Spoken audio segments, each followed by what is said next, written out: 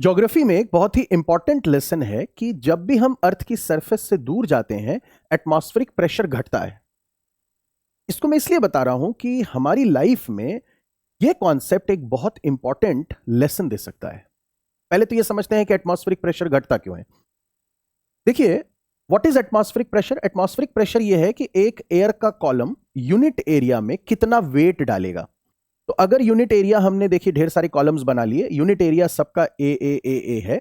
तो जैसे जैसे आप हाइट में आगे बढ़ने लगेंगे, मान लीजिए आप सी लेवल पर हैं, यहां से आप 1 किलोमीटर ऊपर पहुंचते हैं, तो अब आपके ऊपर यहां से लेकर यहां तक जो एयर कॉलम का लेंथ है वही तो वेट डाल रहा है।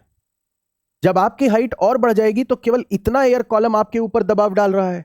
जब आप सी लेवल पर होते हैं तो एयर कॉलम की लेंथ यानी एटमॉस्फेयर की बाहरी लिमिट से लेकर अर्थ की सरफेस तक जो पूरी लेंथ है ये पूरा आपके ऊपर दबाव डाल रहा है। तो जैसे जैसे आप हाइट में बढ़ते जाएंगे, सी लेवल से दूर जाते जाएंगे, ऊंचाई में जाएंगे, वैसे वैसे जो लेंथ ऑफ एयर कॉलम आपके ऊपर फोर्स एग्जर्ट करेगा वो कम करेगा।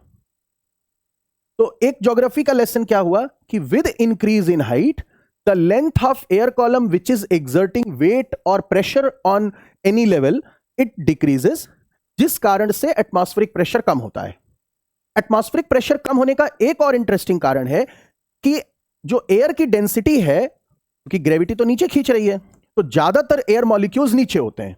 तो जब आप ऊपर बढ़ने लगते हैं तो एयर की डेंसिटी देखिए आप कम हो रही है। यहां एयर की डेंसिटी ज्यादा है, धीरे धीरे करके एयर की डेंसिटी कम होती जाएगी।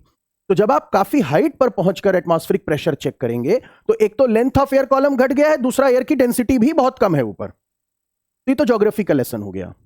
अगर आप देखो तो कितना प्रेशर घटता है, तो आप ऐसे समझो कि अगर 1000 मिलीबार सी लेवल पर है तो 12 किलोमीटर के आसपास ये 100 मिलीबार बचेगा। 50 किलोमीटर के आसपास केवल 1 मिलीबार प्रेशर बचेगा। 5.5 किलोमीटर आप सी लेवल से जाओगे तो प्रेशर हाफ हो जाएगा। मैं क्या बता रहा हूं, लेसन समझिए।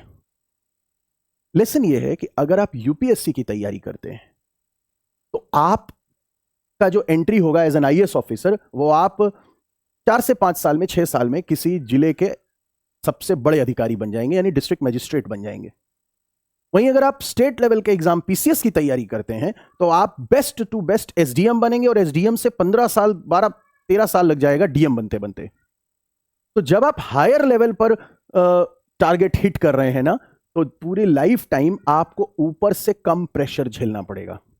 जितना ही आप किसी भी ऑर्गेनाइजेशन में लोअर लेवल पर एंट्री करेंगे उतना आपके ऊपर ज्यादा लोगों का दबाव आएगा और अंत में आप सबसे बड़ा खतरा मोल लेंगे।